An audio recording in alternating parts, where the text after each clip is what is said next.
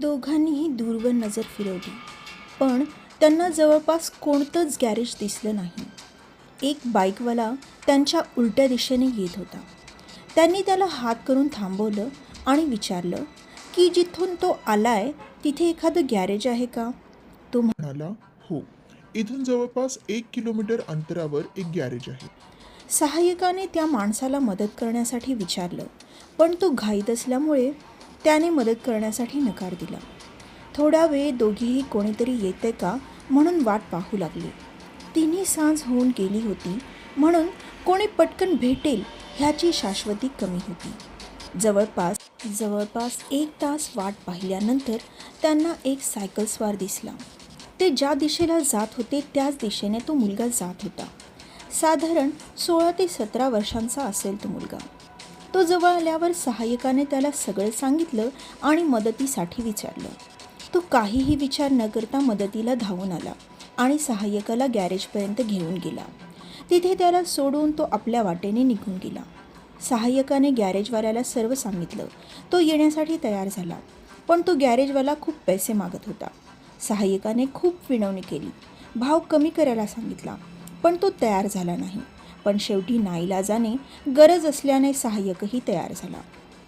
मग गॅरेजवाल्याने आपल्या सोबत लागणारं सामान घेतलं आणि त्याची बाईक काढली.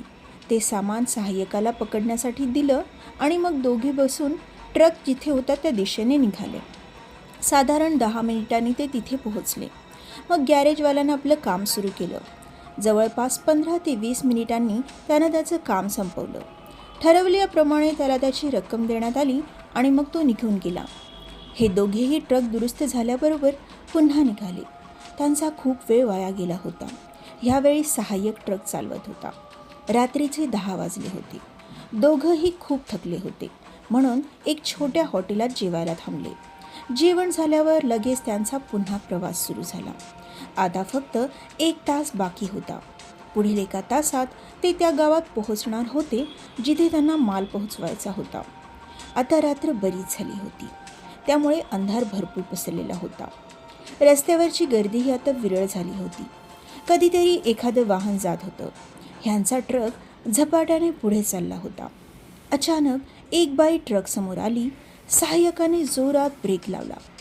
जोराचा ब्रेक लागल्याने ड्रायव्हर त्याला ओरडला. म्हणाला, कंट्रोल होत असेल एवढा स्पीड असायला हवा. आता जरा जपून चालव, पुन्हा असं करू नकोस. सहाय्यकाने होकारार्थी मान हलवली. आता ते पुढे पुढे जात होते. तेवढ्यात तीच बाई पुन्हा समोर आली. यावेळेस ती रक्ताने माखलेल्या साडीमध्ये होती. ह्यावेळी ती स्त्री ड्रायव्हरला सुद्धा दिसली. ड्रायव्हर म्हणाला, थांब, काहीतरी विचित्र आहे. ती बाई ट्रकजवळ आली. तिचा चेहरा अर्धवट झाकलेला होता. तिचे डोळे तिच्या डोळ्यांच्या जागी पोकळी होती. सहाय्यक घाबरून धावत पळाला. ड्रायव्हरला जबरदस्त घाम फुटला. त्याची बोबडीच वळली. काही समजायच्या आतच तो शुद्ध हरपून पडला. दुसऱ्या दिवशी हॉस्पिटलमध्ये ड्रायव्हर शुद्धीवर आला. बाजूला सहाय्यक बसलेला होता. त्याने सर्व घडलेली गोष्ट सांगितली. सहाय्यक म्हणाला, मला माफ करा साहेब, मी तुम्हाला एकटं सोडून पळून गेलो. पण खरंच मी खूप घाबरलो होतो. त्यावेळी जे सुचलं ते मी केलं. पण मी ज्या दिशेला धावत सुटलो त्या दिशेने एक बैलगाडी येत होती. मला असं वेड्यासारखं धावताना पाहून त्या बैलगाडीवाल्यानं मला थांबवलं. मला थोडं पाणी दिलं आणि काय झालं म्हणून विचारलं. मग मी त्याला घडलेला प्रकार सांगितला. ते ऐकून तो रडू लागला आणि त्याने त्या स्त्रीचा किस्सा सांगायला सुरुवात केली.